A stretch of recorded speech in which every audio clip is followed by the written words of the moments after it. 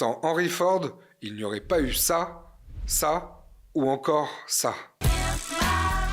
L'histoire d'Henry Ford débute en 1863 dans le Michigan. Il grandit dans une ferme où il apprend à réparer des machines agricoles et des montres.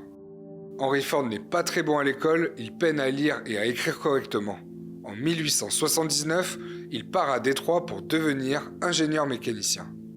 En 1893, il devient ingénieur en chef du célèbre inventeur Thomas Edison, pionnier de l'électricité, de l'enregistrement du son et du cinéma.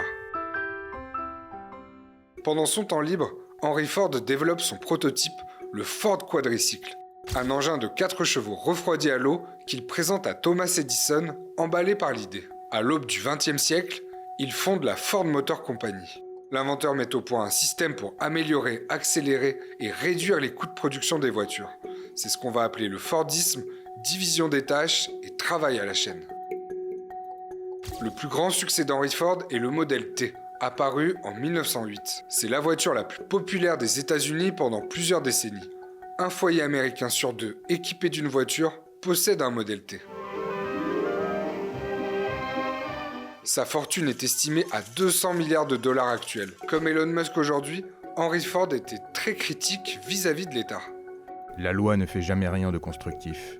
Et comme Elon Musk, Henry Ford a été proche conseiller du président des États-Unis, Woodrow Wilson. Pendant la Grande Dépression, il s'est opposé au New Deal de Franklin Roosevelt, sans succès.